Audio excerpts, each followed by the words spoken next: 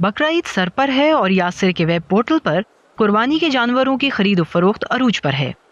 Bakra on line نامی یہ web portal یوں تو پچھلے کئی سال سے خریدار اور جانور فروخت کرنے والوں کے درمیان رابطہ قائم کر رہی ہے، لیکن اس سال کووڈ-19 کے باعث اس ویب سائٹ کے استعمال میں نمایاں اضافہ ہوا ہے۔ اسپیشلی ہم نے دیکھا ہے کہ ان کووڈ-19 کے دنوں میں جو وزٹرز ہیں وہ پچھلے سال کی نسبت 3 گنا بڑھ گئے ہیں۔ لوگ ڈفرینٹ آتے ہیں، اپنی پرائسز ڈالتے ہیں، ان کے نمبرز وغیرہ دیے ہوتے ہیں، ٹھیک ہے، جو بائرز ہیں ان کو کانٹیکٹ کر سکتے ہیں اور ان سے ڈیفینیٹلی نیگوشیٹ کرتے ہیں تاکہ وہ ان دنوں بغیر باہر نکلے اپنے گھر کے اندر ایزیلی جانور کو پرچیز کر سکیں۔ لیکن انٹرنیٹ کے ذریعے قربانی کا جانور خریدنا بہت سے لوگوں کی پسند نہیں۔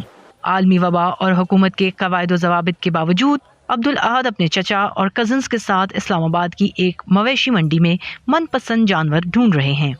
نہیں، آن لائن وہ چیز نہیں رہتی نا۔ آن لائن ابھی لائیو ہے جو ہم نے اس کو دیکھا ہے وہ اور چیز ہے، آن لائن دیکھیں وہ اور حساب ہے۔ اوپر سے آن لائن جو ہے وہ کئی جگہ پہ فراڈ بھی اتنے زیادہ ہو رہے ہیں، اس سے بھی تو بچنا ہے۔ یہاں پر لائیو جو طریقہ کار ہے وہ ٹھیک ہے، بہتر ہے۔ انٹرنیٹ کے ذریعے قربانی کرنے کے بارے میں کئی سوالات بھی گردش کر رہے ہیں، خصوصاً فلاحی اداروں کو قربانی کے لیے رقم دینے پر اعتراض کیا جا رہا ہے۔ علماء کہتے ہیں کہ آن لائن جانور خریدنے میں کوئی مذائقہ نہیں، مگر وہ قربانی کے عمل میں زیادہ سے زیادہ شمولیت یقینی بنانے پر زور دیتے ہیں۔ ادارہ ہے یا افراد ہیں، انہوں نے آن لائن قربانی کا انتظام کر رکھا ہے، جانور آن لائن دکھاتے ہیں، خریدار اس کو دیکھ کر مطمئن ہو جاتا ہے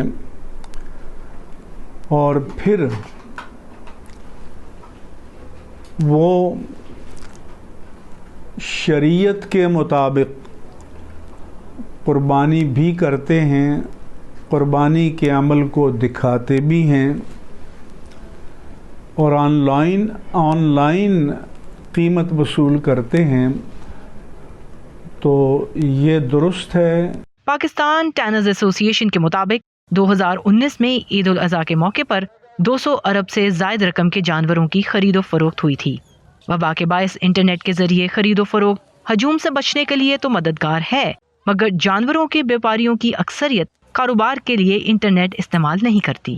کووڈ-19 کی وجہ سے جہاں اسلام آباد کی مویشی منڈیوں میں روایتی رش نہیں، وہیں آن لائن قربانی کا جانور خریدنے کا رجحان ضرور بڑھا ہے۔ البتہ علماء سمجھتے ہیں کہ آن لائن قربانی کرنے والے ادارے اگر علماء کو بطور عوامی وکیل شامل کرتے ہیں تو اس عمل سے عوام میں آن لائن قربانی پر اعتماد بڑھے گا۔ گیتی ارانیس، وائس آف امریکہ، اسلام آباد۔